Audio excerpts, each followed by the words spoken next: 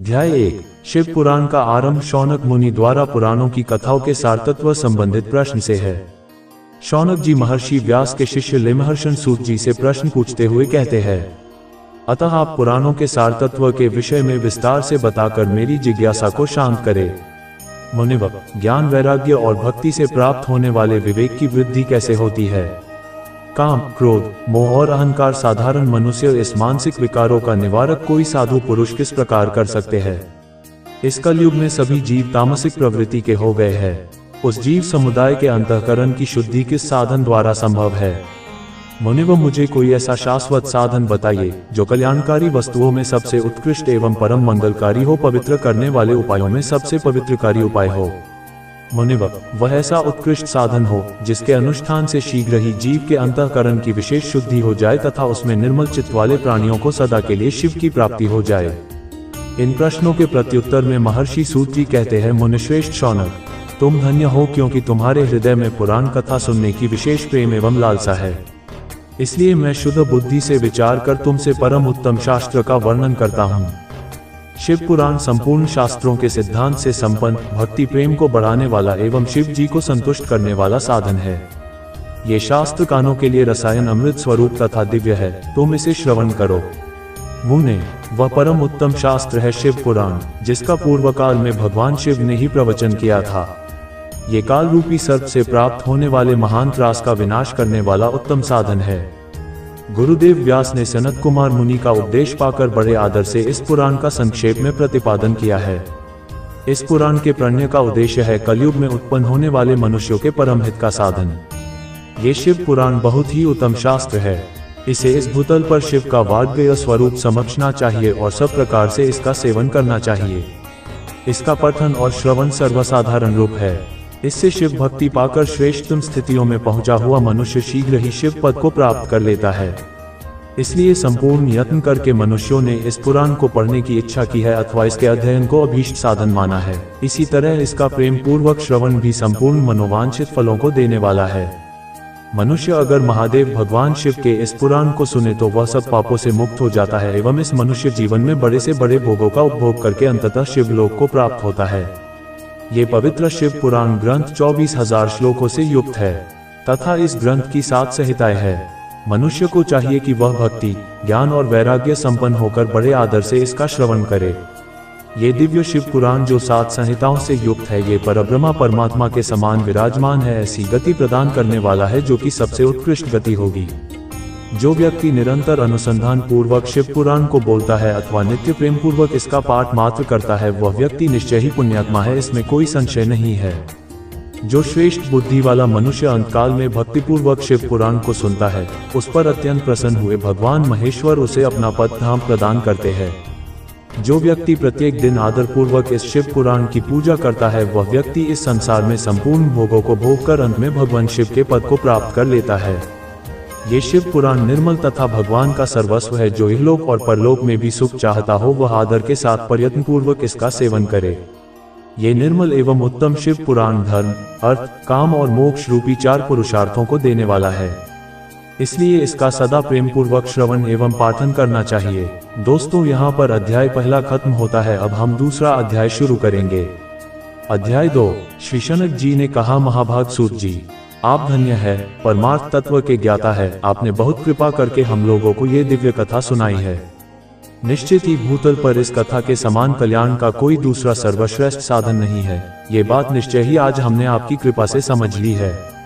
सूत जी, कलयुग में इन कथाओं के द्वारा कौन कौन से पापी शुद्ध होते हैं, उनका कृपा पूर्वक वर्णन कीजिए एवं इस जगत को कृतार्थ कीजिए। फिर सूत जी कहते हैं, मुने, जो मनुष्य पापी, दुराचारी, खल तथा काम क्रोध आदि में निरंतर लिप्त रहता है, वह मनुष्य भी शिव पुराण के श्रवण पाठन से शुद्ध हो जाते हैं। इसी विषय में जानकर मुनि इस प्राचीन इतिहास का उदाहरण दिया करते हैं, जिसके श्रवण मात्र से संपूर्ण पापों का नाश हो जाता है। प्राचीन काल की बात है। कहीं किरातों के नगर में एक देवराज नामक ब्राह्मण रहता था। देवराज ज्ञान में अत्यंत दुर्बल, दरिद्र, रस बेचने वाला तथा वैदिक धर्म से विमुख था। वह स्नान, संध्या आदि कर्मों से भ्रष्ट हो गया था एवं वैश्यावृत्ति में तत्पर रहता था। उसका नाम था देवराज। वह अपने ऊपर विश्वास करने वाले लोगों को ठगा करता था। उसने ब्राह्मणों, क्षत्रियों, वैश्यों, शुद्ध तथा दूसरों को भी अपने बहानों से मारकर उन सब का धन हड़प लिया था।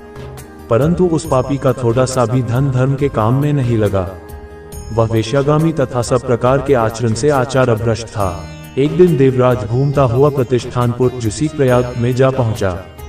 वहां पर उसने एक शिवालय देखा जहां बहुत से साधु महात्मा एकत्र हुए थे। देवराज उस शिवालय में ठहर गया, परंतु वहां उसे ज्वर आ गया। उस ज्वर से उसे बहुत अधिक पीड़ा होने लगी। ज्वर में पड़ा हुआ वह ब्राह्मण के मुखारविंद से निकली हुई उस शिव कथा को निरंतर सुनता रहा। 1 मास के बाद वह ज्वर से अत्यंत पीड़ित होकर चल बसा। उसकी मृत्यु के पश्चात यमराज के दूत आए और उसे पाशों में बांधकर बलपूर्वक यमपुरी ले गए। इतनी ही देर में शिवलोक से भगवान शिव के पार्षदगण आ गए। उनके गौर अंग कर्पूर के समान उज्ज्वल थे, हाथ त्रिशूल से सुशोभित थे, उनके संपूर्ण अंग भस्म से चमक रहे थे तथा रुद्राक्ष की मालाएं उनके शरीर की शोभा बढ़ा रहे थे।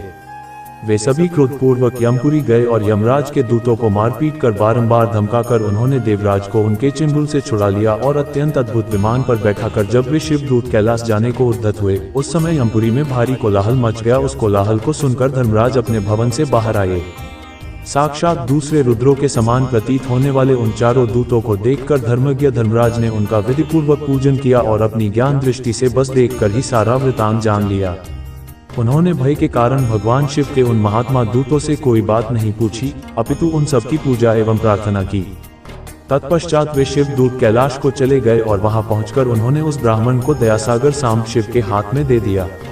दोस्तों, यहाँ पर हमारा दूसरा अध्याय भी खत्म होता है। अब हम शुरू करेंगे तीसरा अध्याय। अध्याय 03। शौनक जी कहते हैं, महाभाग सूत जी, आप सर्वज्ञ है। महामते, आपके कृपा प्रसाद से मैं बारंबार कृतार्थ हुआ। इस इतिहास को सुनकर मेरा मन अत्यंत आनंद में निमग्न हो रहा है। इसलिए आपसे अनुरोध है कि अब भगवान शिव में प्रेम बढ़ाने वाली शिव संबंधित और दूसरी कथाओं का वर्णन कीजिए। फिर सूत जी कहते हैं, शौनक सुनो, मैं तुम्हारे सामने गोपनीय कथा वस्तु का भी वर्णन करूंगा, क्योंकि तुम शिव भक्तों में अग्रगण्य तथा वेद वेदताओं में श्रेष्ठ हो। समुद्र के निकटवर्ती प्रदेशों में वाशकल नामक एक ग्राम है, जहां वैदिक धर्म से विमुख महापापी द्विज निवास करते हैं। वे सभी बड़े दुष्ट है, किसानी करते हैं और भांति भांति प्रकार के अस्त्र शस्त्र रखते हैं। वे व्यभिचारी और खल है। उन सबको इस बात की बिल्कुल भी आभास नहीं है कि ज्ञान, वैराग्य तथा सधर्म का सेवन ही मनुष्यों के लिए परम पुरुषार्थ है।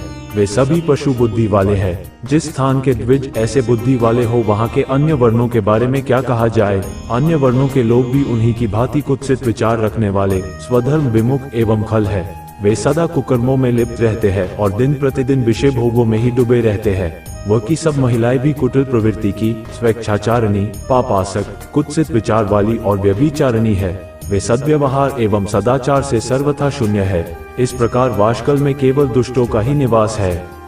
उस वाशकल नामक ग्राम में किसी समय एक बिंदुब नामक ब्राह्मण रहा करता था।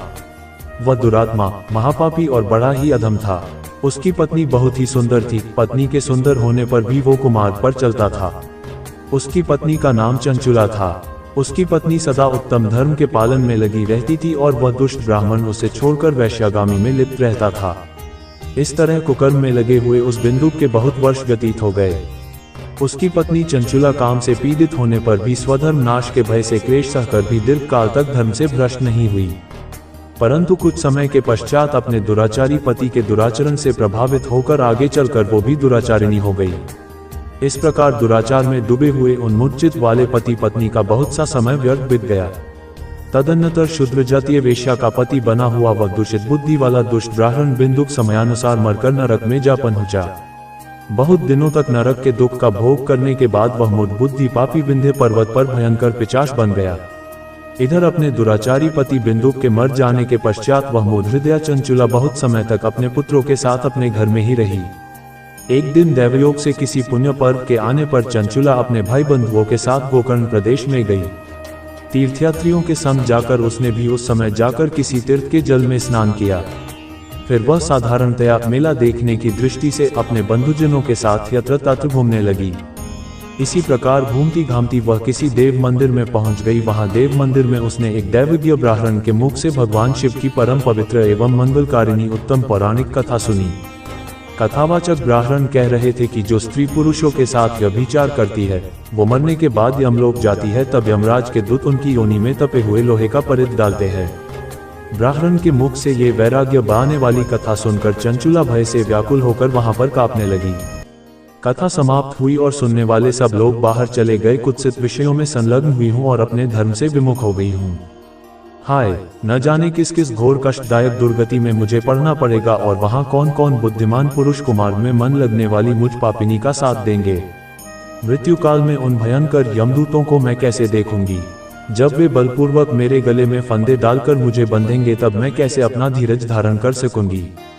नरक में जब मेरे शरीर के टुकड़े टुकड़े किए जाएंगे उस समय विशेष दुख देने वाली उस महायातना को वहां मैं कैसे सहन कर सकूंगी। हाय, मैं मरी गई, मैं जल गई, मेरा हृदय विदीर्ण हो गया और मैं सब प्रकार से नष्ट हो गई, क्योंकि मैं हर तरह से पाप में ही डूबी रही हूँ। ब्राह्मण, आप ही मेरे गुरु, आप ही माता और आप ही पिता है। मैं आपकी शरण में आई हूँ, मुझ दिन अबला पर आप ही उद्धार कीजिए। अब सूत जी कहते हैं, शौनक। इस प्रकार खेद और वैराग्य से युक्त चंचुला ब्राह्मण देवता के चरणों में गिर पड़ी। तब उन बुद्धिमान ब्राह्मण ने उसे कृपा पूर्वक उठाया और इस प्रकार कहा,